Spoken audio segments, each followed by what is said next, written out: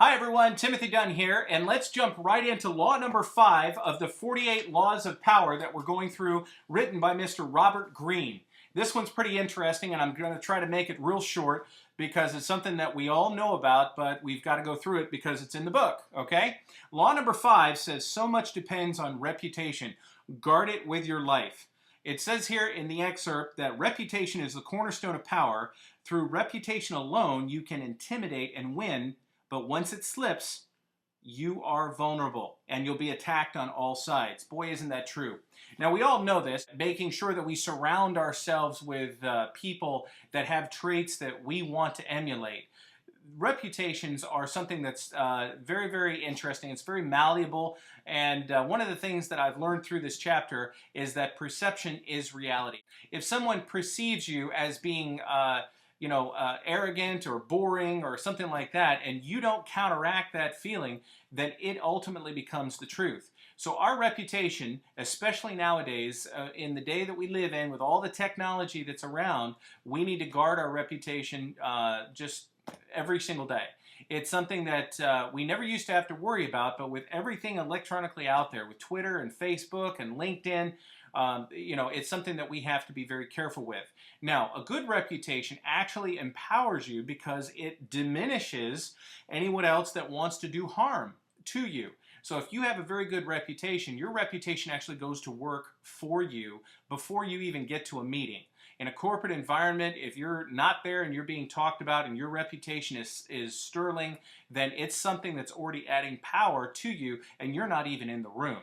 So there's a lot of benefit to making sure that you have the reputation that you want. Now, if something's happened and you've slipped, if there is a credibility issue or there's something going on that isn't quite right and your reputation has been tarnished just a little bit, the chapter talks about borrowing the reputation of other people.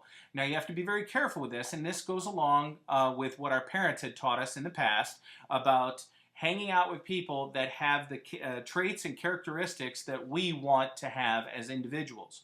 So it can be repaired, but it talks about the time that it takes, and it's something that you're going to have to be quiet about until the time passes and until you can be validated by those that are around you that have the overcoming reputation for something that you may be lacking.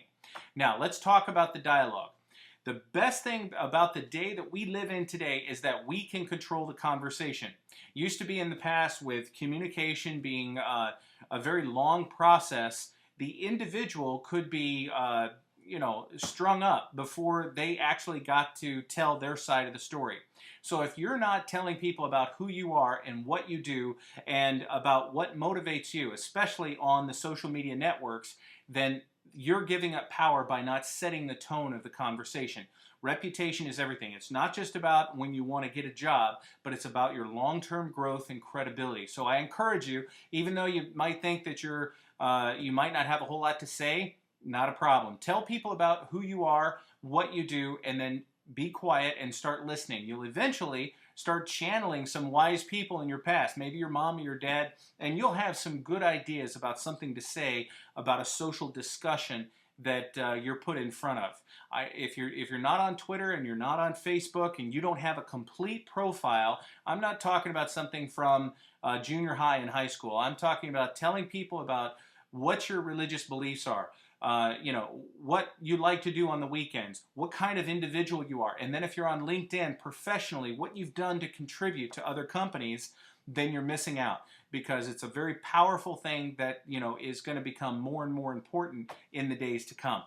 Reputation is a tool that not many people understand or use properly. It's kind of like their credit report or everything else that they have lists on in your life right now. But it's something you do need to pay attention to. You don't need to be paranoid.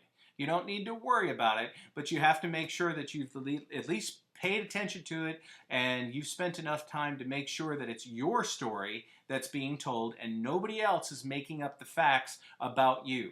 And this is your time to shine, and if you use it properly, it's one of those things that you're going to greatly benefit from. I'll be back very soon with the next law. I believe it's law number 6. Take care. We'll talk to you soon.